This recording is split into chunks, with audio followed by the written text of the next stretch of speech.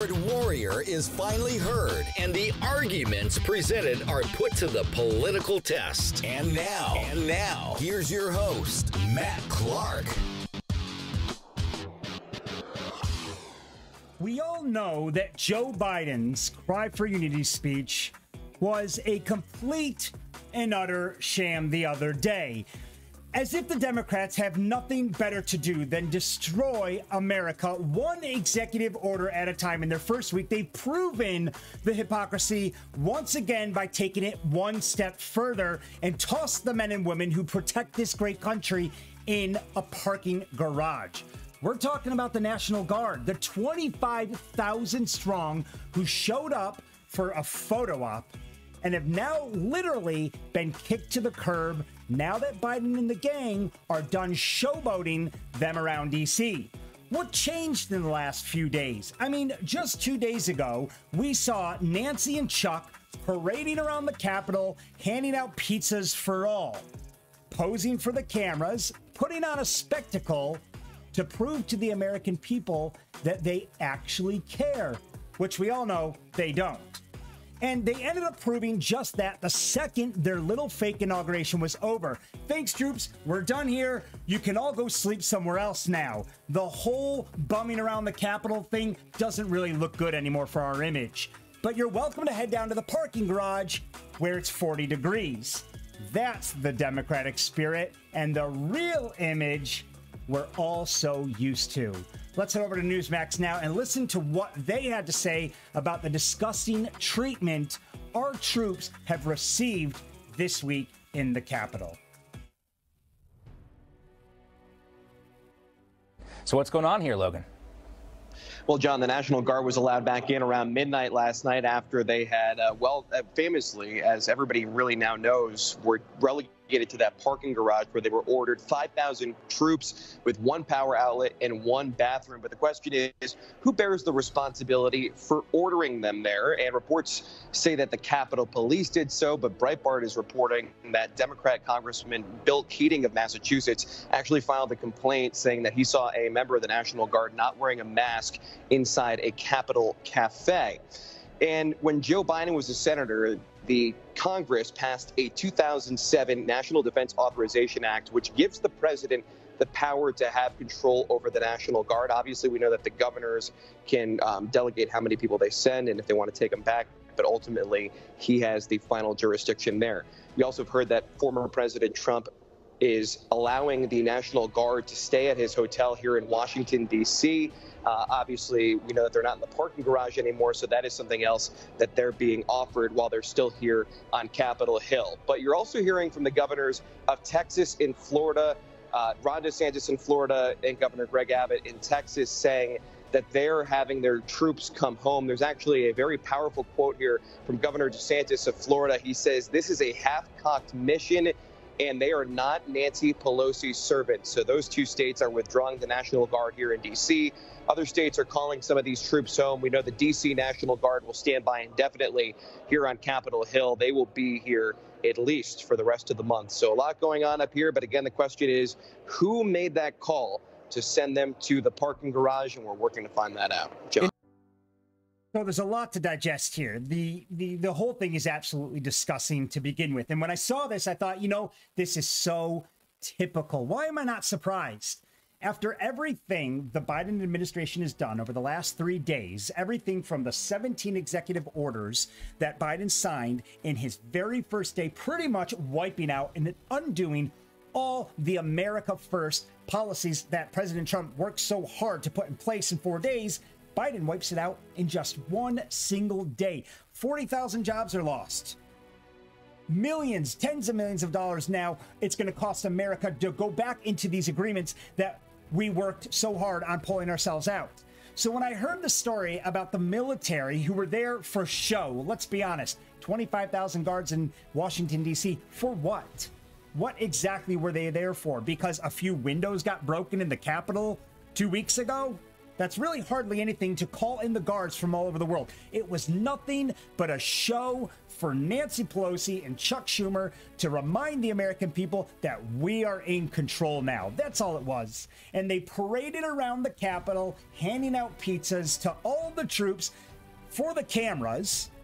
And then just one day later, they've had enough. You're dirtying the image right now. Why don't you guys beat it and go down to the parking garage? The whole thing is disgusting. And they would still be there if it wasn't for governors like DeSantis and the Texas governor to call Washington, D.C. and say, get my troops out of there now. They are not Nancy Pelosi's slaves. We want them out. And notice how it was only the Republican governors that have voiced their concerns. What's wrong with you Democrats, where you don't feel the same sense of emotion and sympathy with our military that the Republican governors hold for them? Now listen, I know that our military are some very tough men and women. It's not like they can't stand a couple nights in freezing cold conditions. After all, my brother was in the military, and he talks about boot camp, and it sounds like something that I probably never would be able to do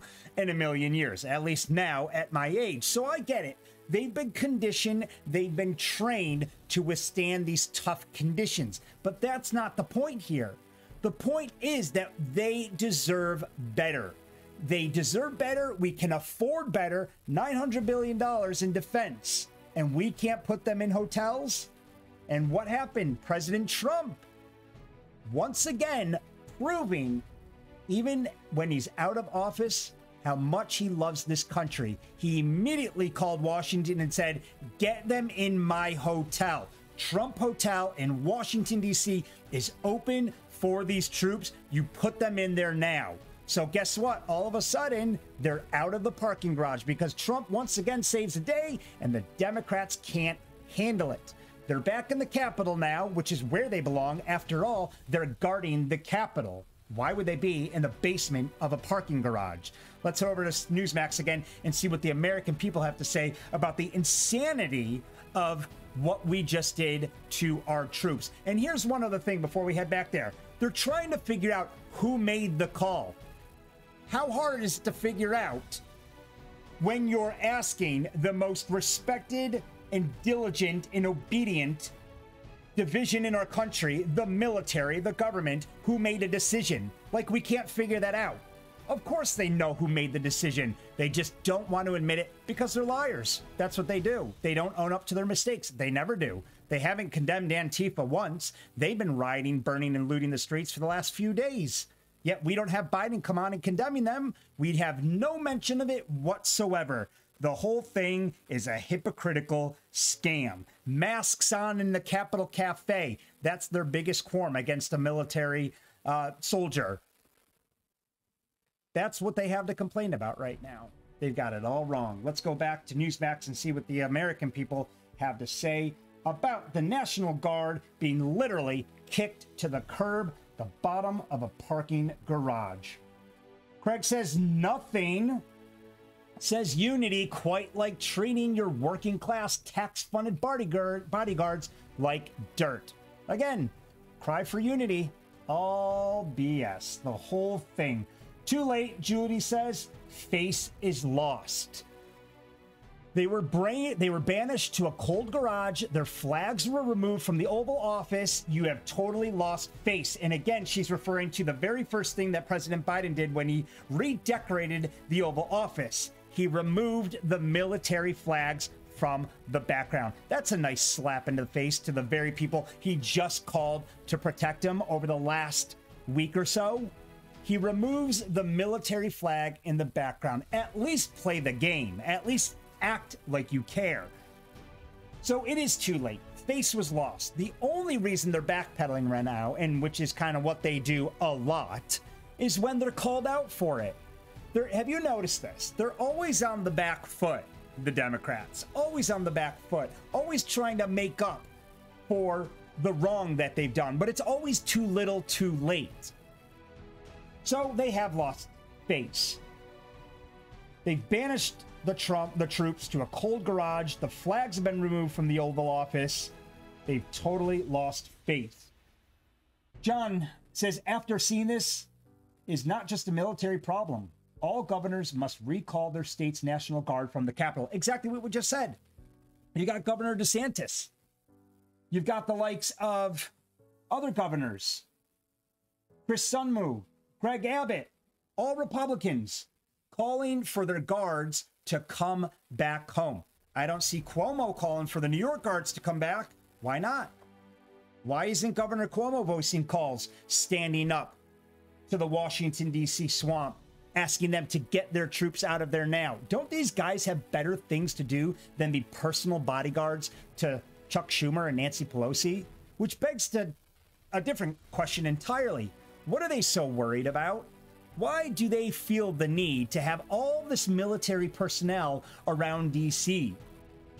Only somebody who's extremely guilty of doing something wrong and knows they're in deep doo-doo needs that much protection.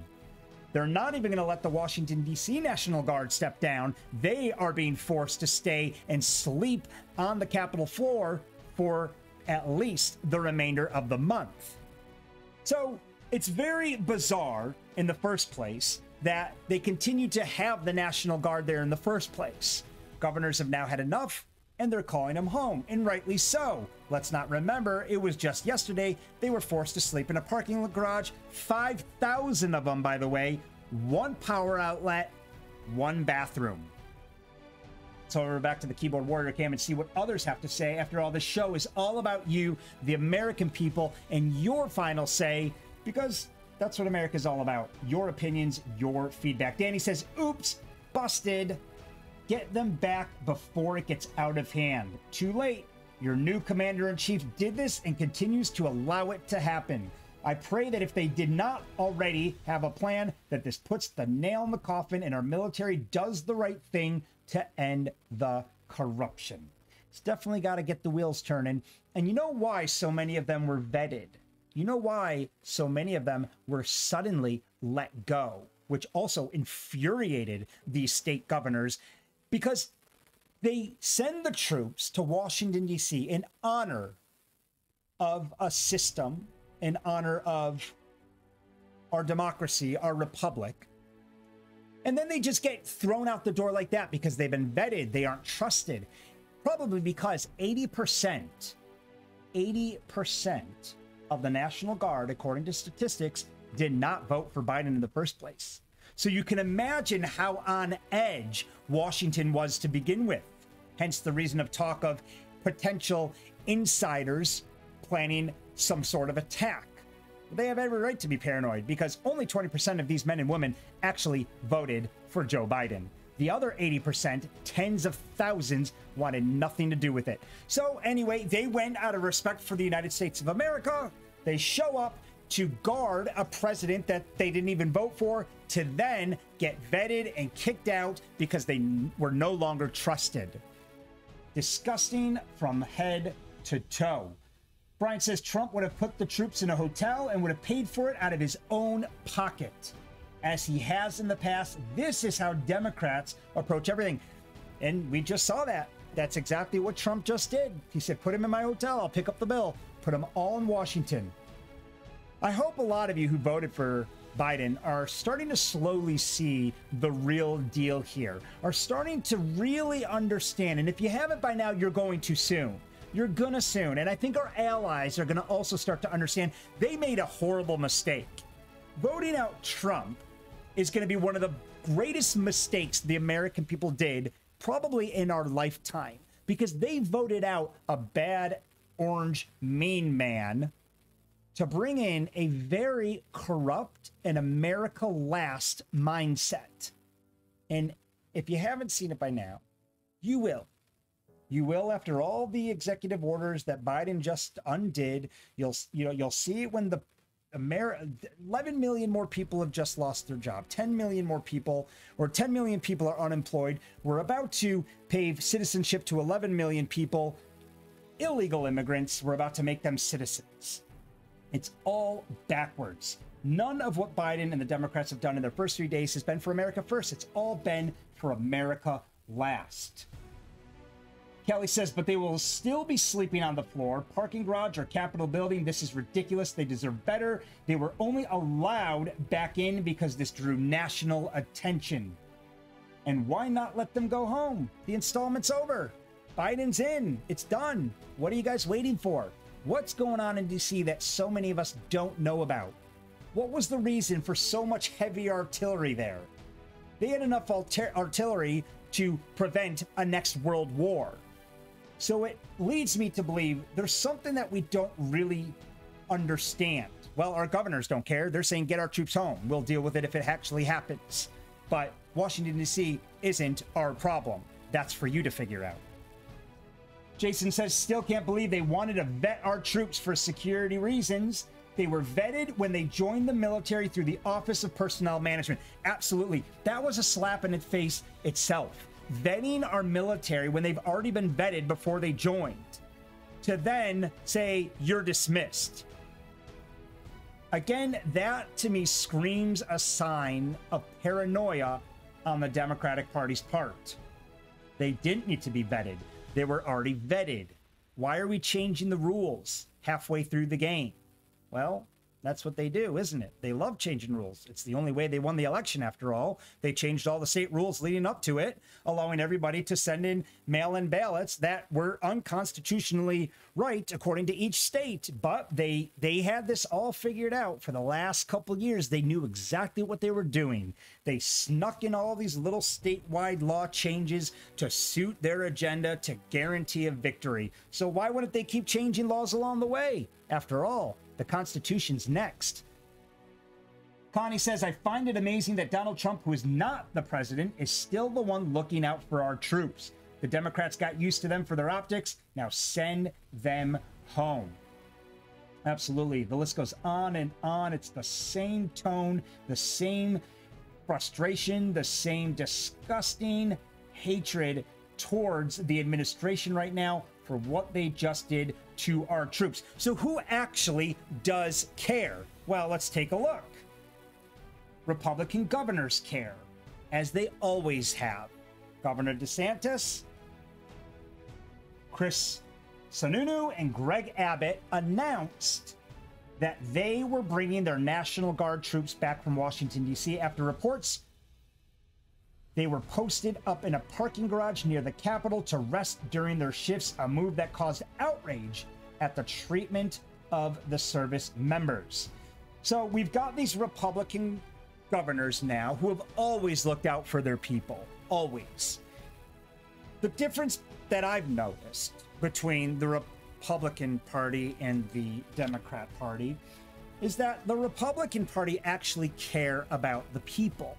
It's always been that way. The Democrat Party cares about power, and they will do anything to gain it. And we've seen that just throughout this last election. So you have Republican governors now furious, outraged by the situation. But again, I'm not surprised. They're for the people, they're for the troops. Look what's happened in coronavirus over the last year.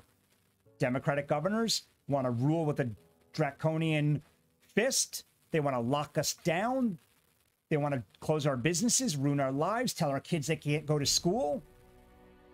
Even though coronavirus cases continue to spike. Newsom, Cuomo, highest in the country coronavirus cases, the most strictest lockdown measures.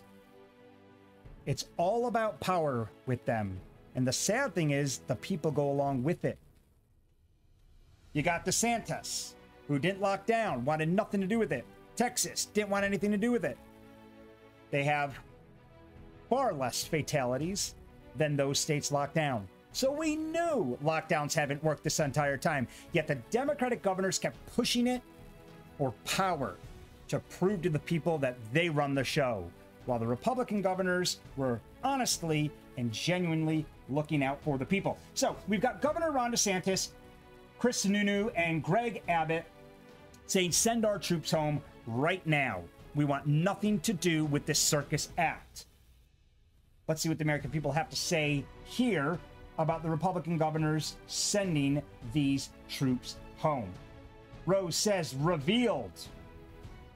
We've lost Rose. Let's go to Gene. Gene says that's how the new government wants to run things. That is only the beginning. Remember, you voted for this government. They don't care about nothing but themselves. And they've shown that over the last few days. I mean, did we really have to go guns blazing, signing 17 executive orders in the first day? Was that really necessary? How does that scream unity? That's just a slap in the face to the Republican Party because their president, the American people's president, put all that into play to protect America first. And them undoing it all on day one just goes to show we don't really care what you ever wanted. All that matters is what we want. And in the first day, we're going to undo all of it. That is far from a cry to unity as it gets. Michael says they will be defended soon, so what difference does it make? This is what you get with Democrats. Thomas says this is the same respect. Here we go, back to the Obama days. This is the same respect Obama showed our military and our nation. Way to go, Joe. This is what you wanted. Now you get it. Yes, the military works to protect the people. They are a very tough bunch. They've been through extremely tough training that most of us will never understand or could even imagine. And I thank you all for your service and for all of you who have put in all that time, that sacrifice, and for those who have perished, their lives. Is it too much to genuinely show support for them instead of acting like, well, they signed up for this, they know what they got themselves into? I never agreed with that sort of management when it comes to the military. But then again, that's just the entrepreneur in me. I deserve everybody needs a pat on the back for trying their best. Unfortunately, not all world leaders see it that way. Heatherlyn says, our country's government officials are freaking joke now to other countries and including their own citizens. This is how you treat our women and men who signed up to protect and serve us? What a disgrace.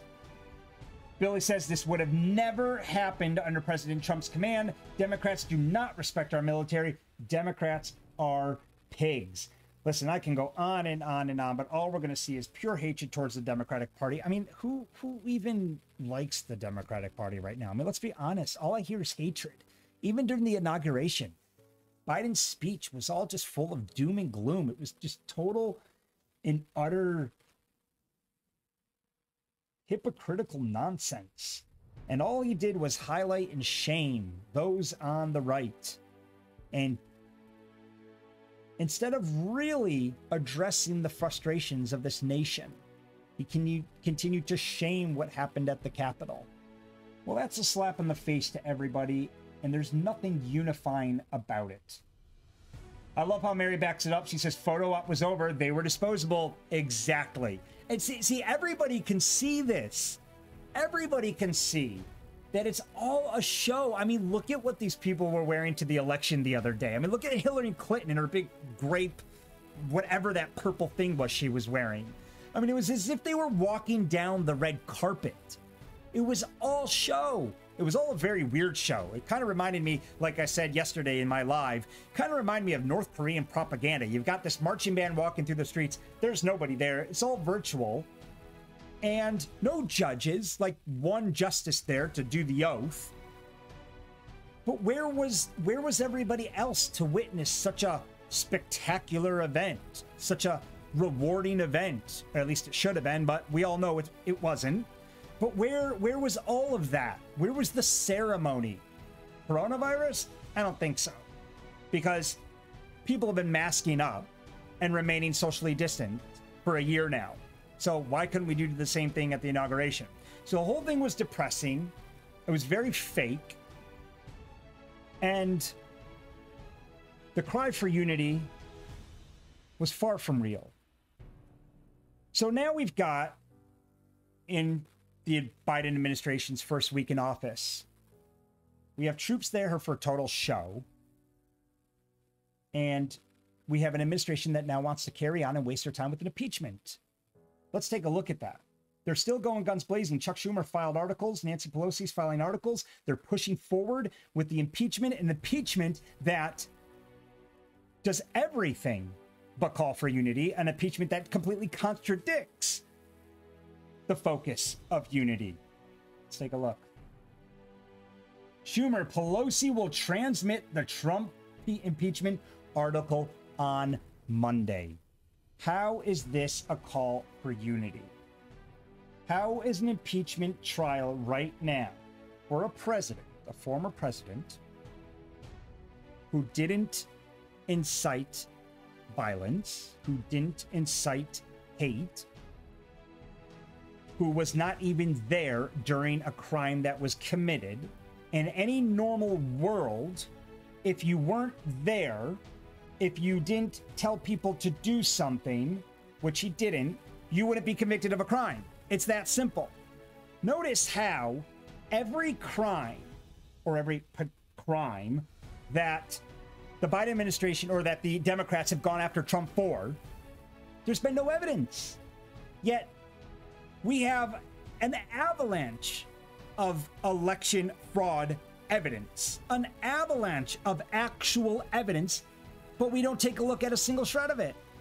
I was writing to somebody this morning and I said, listen, she said, oh, isn't this whole election fraud independent audit a waste of time, a waste of taxpayers' monies on both sides? I said, a waste of money? This is the only thing that we should be spending our money on right now, because it reinstores faith in our election process. Last night, I posted on my personal wall, I said, what do they have to hide? An independent audit is the best thing for this country. It can restore faith in our electoral process. Why won't the Democrats submit to an independent audit after all the evidence that's been put forward? And you might say, well, they chucked it out in court. I'm sick of hearing about this. That doesn't mean there wasn't any evidence. If there's a dead body in the corner of the room, it needs to be investigated. It's that simple. So the Democrats and the left are really good at going after somebody for something that has no evidence to begin with. The Russian hoax, the Ukraine impeachment, 85 days they spent trying to impeach President Trump. They didn't have a shred of evidence. So now we have literally thousands of witness testimony that's been submitted, that's been brought up in hearings. But that's not suddenly enough. We have it all wrong. How about the impeachments of Nancy Pelosi, Chuck Schumer, Biden, Kamala Harris, Maxine Waters, and every other person who backed up the BLM riots, who continue to back up the Antifa looting and burning that's going on literally as I record this show? How about those impeachments? There's actual evidence. It's mind-blowing, and I don't care what side of the fence you sit on, whether you're a Democrat or a Republican. You gotta admit this whole thing is completely backwards, and none of it makes sense. You either have evidence and you pursue it in the court of law, or you don't have evidence and you throw it out. We have completely reversed the situation.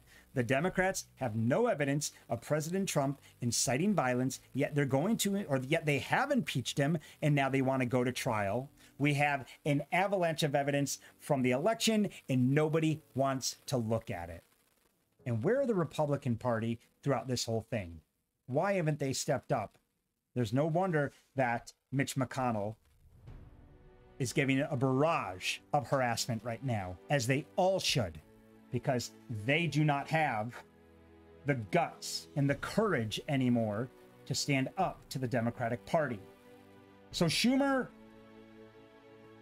says Pelosi will transmit the Trump impeachment article on Monday. Great. Here we go again. We're going to impeach a president that's not even constitutionally allowed.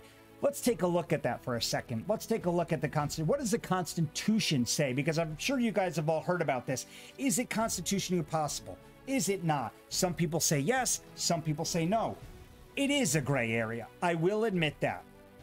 I think it's a very unethical situation and a very immoral thing to do right now. And I do think that when for a president who's trying to unify the country, it's a very wrong direction Congress should be heading. But is it constitutional or not? Let's take a look. So, under the Constitution, the House can impeach a president for treason, bribery, or other high crimes and misdemeanors. Then the Senate holds a trial and needs a 2/3 majority to convict and remove the president from office. Another vote would be necessary to bar the then ex-president from holding office again, but this vote would require only a simple majority. So according to the Constitution, the House can impeach, here's the key word, president. Doesn't say former president. It's very black and white. The House can impeach a president. Trump is no longer a president. Therefore, can a trial really be held? And the other thing that I would like to point out is that just because he would be convicted, it doesn't mean he would be barred from holding office again. They would still need another vote, although a simple majority in this situation, to bar him from ever becoming president again. And that's the real threat. That is the real threat. And if you look at the odds of Trump becoming president again, he's actually fourth on the list. Believe it or not, according to William Hill, a worldwide betting agency, guess who's number one on the odds of becoming the president of the United States in 2024? Not Biden, Kamala Harris. President Trump sits number 4 on that list, so he's got a very good chance still. Whether he'll actually do it or not is a different story. After all, he'll still be only 78 years old, which I believe is how old Biden is right now. I'm not sure. I think he's 78 or 79. But the point is that, yes, there's a very real possibility that Trump would run.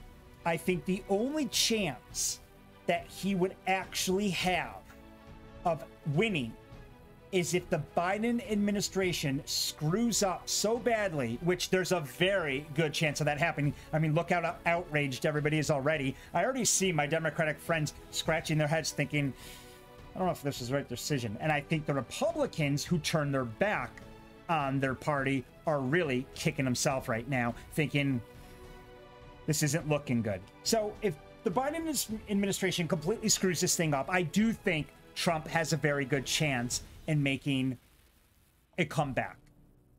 That is, unless, of course, you have Ted Cruz, who's gained a huge amount of traction from the Patriots, as well as the Republicans, because he has backed the party. He's gone up against the swamp. He continues to go up against the swamp, and he wants an independent audit. Ted Cruz is the one calling for this independent audit.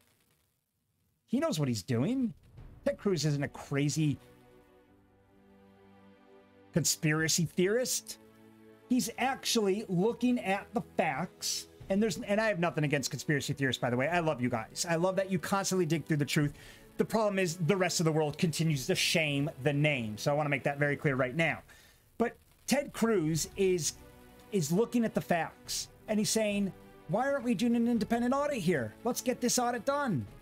So we have Ted Cruz, who's a very influential Republican politician right now and a very high probability candidate for the 2024 race. It may come down between him and Mitt Romney, but as we know, half the GOP right now wants nothing to do with Romney. They consider and have labeled him a traitor, which, to be honest, he kind of is.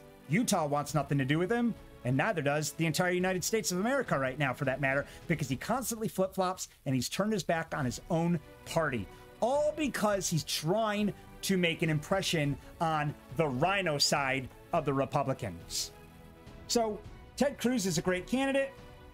If the Republican Party doesn't feel that Ted Cruz or Mitt Romney can get it done, and the Biden administration completely screws it up, I have a very good feeling they will bring back Trump if he wants to put in the effort. So back to the Constitution. So it's very clear that under the Constitution, the House can impeach a president for treason, bribery, or other high crimes and misdemeanors. But here's the thing. What crime did President Trump actually commit? What crime did he commit? You can't tell me, oh, well, that's what he meant, because that's called hearsay. And in the court of law, hearsay gets thrown out. You don't get to use hearsay in the court of law. That would be an objection. So Trump, if anything, asked everybody to peacefully march to the Capitol. It's very clear. I mean, he was recorded for the world to see. His entire speech is in writing for everybody to see. You don't have to guess. I don't care what spin the media puts on this. I was there. I heard it. I read it.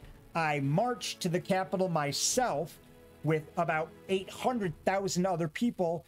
The whole thing was extremely peaceful. A few bad eggs, a few extremists decide to take it upon themselves, just like a few bad extremist Antifa, militia, whatever you want to call them, have taken upon themselves to burn down our cities. Yet, we didn't blame Kamala. I mean, I blame Kamala. I blame Pelosi. I blame Maxine Waters. But their party's not. Congress is not. Where's Mitch McConnell right now? Why isn't Chuck Schumer outraged at Pelosi's actions? Because it all goes against their narrative. So, Trump didn't commit treason, he didn't commit bribery, and he didn't commit any other high crime or misdemeanor. So now, let's read the gray part. The gray part says the Constitution doesn't specifically address convicting an ex-president, but simply states the president. VP and all civil officers shall be removed from office on impeachment for and conviction of treason, bribery, or other high crimes and misdemeanors. So it is a gray area. Biden wants nothing to do with this. He wants nothing to do with it, and rightly so. But instead of being the scared little puppet president that Biden actually is and remain silent on the issue, he should come out with it and say, Nancy, Chuck, I'm the president of the United States. We're not doing this. It's very simple. We're not doing it. I'm trying to unify the country right now. I'm trying to bring America together. This is a slap in the face to the Republicans and all of the Trump followers and all of the people who supported that man for so many years, and to many Americans, Democrats and Republicans. This is a slap in the face to the country. But he won't do that because he's a puppet. The Clintons, the Obamas, they've all told him, you aren't really running the show here. We are, and we're pursuing this impeachment.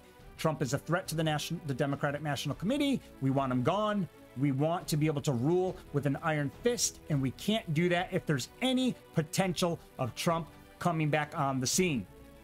So they want to put the nail in the coffin.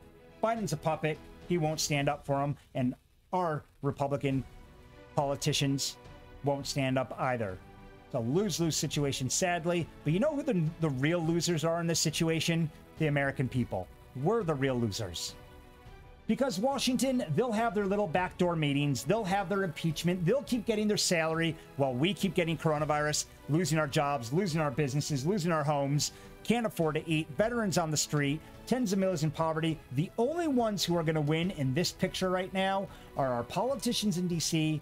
and the 11 million illegal immigrants that they want to give citizenship with for being here illegally.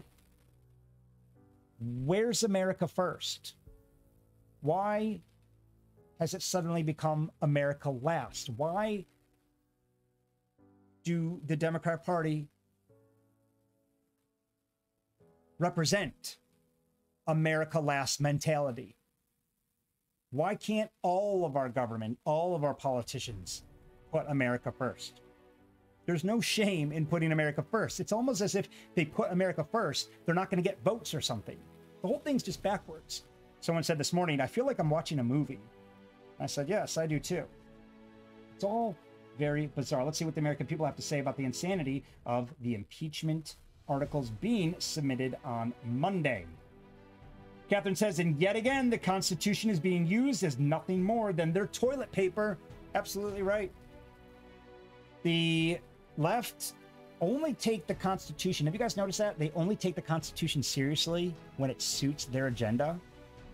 During the impeachment hearing, for the first time ever, did I hear them use the word Constitution in every single argument. Constitution this, what he did was unconstitutional. The Capitol building break-in was unconstitutional.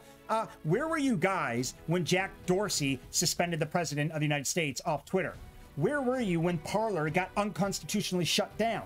I don't care if it's Amazon's company and their rights. I don't care if Apple had the right to kick the Parler app off their platform. It's unconstitutional. You silence people on a platform, and you're picking out who you silence. So where was the constitutional argument then?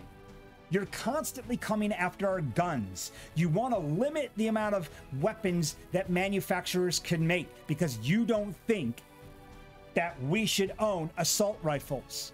That's not up to you. The Constitution says I can own a damn bazooka if I want to overtake a tyrant government. That's what the Constitution is there for. It's not up to anybody to decide what guns I have. It's up to the Constitution. Remember, we are a republic after all, and the republic says we follow the Constitution. But the Democrats only want to use the Constitution when it fits their agenda, when they actually have something to gain from it. And they throw out the bits that they want nothing to do with. More reason for conservatives to start a new Patriot Party and get rid of these swamp creatures in DC. That's absolutely right. As much as I want to believe there's a chance to start a Patriot Party, I'll say what I said to somebody the other day on my news feed in a little bit of a debate we had going on. People are upset right now. Emotions are high. Everybody's strung out over the situation. They feel lied, cheated to. They're angry. Naturally, we want to start our own party. Go start the Patriot Party.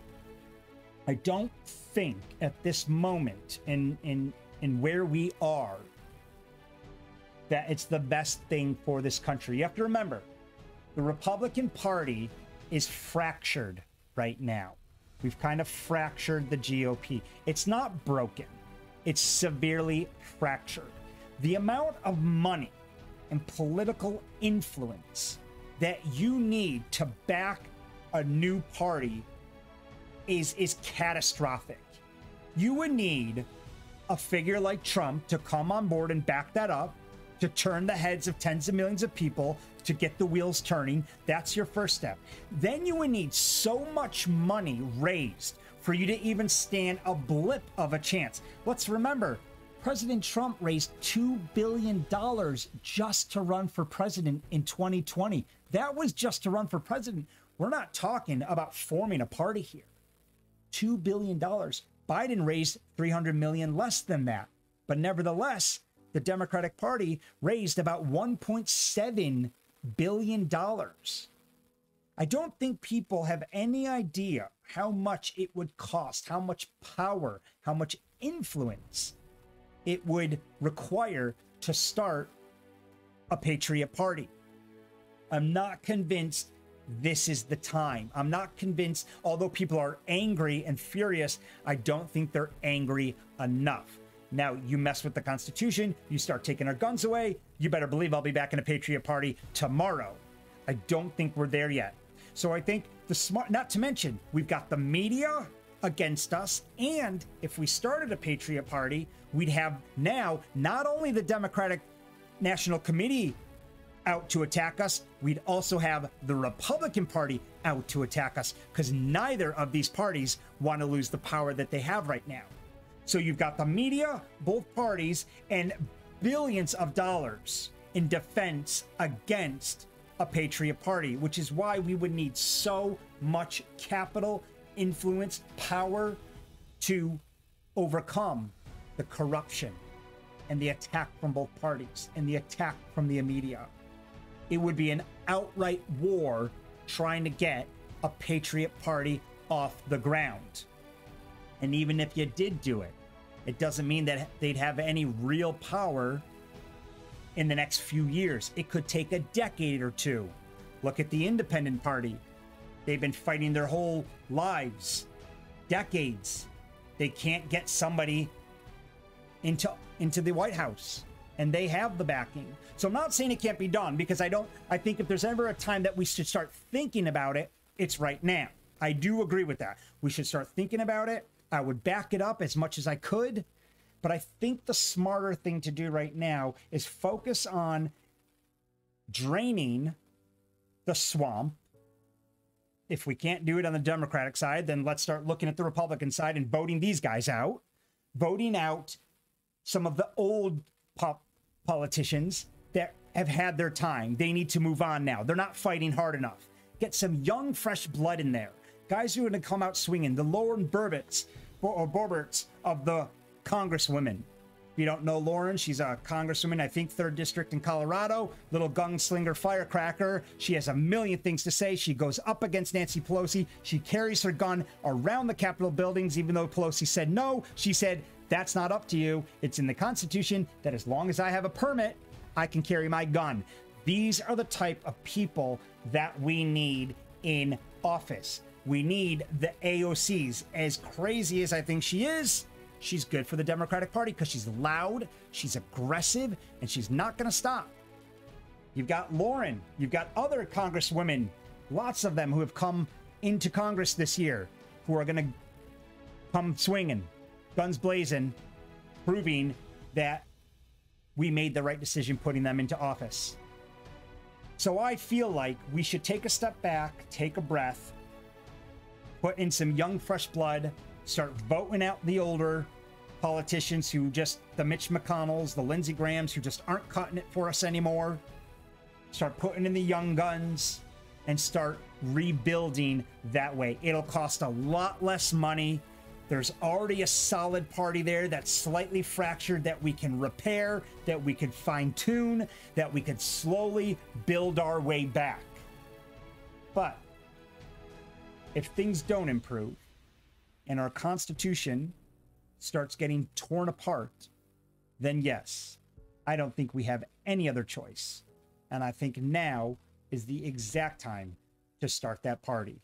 But like I said, we need an influencer, somebody who has that power and voice, and that somebody, if it was Donald Trump, I think can really do big things to make something like that happen.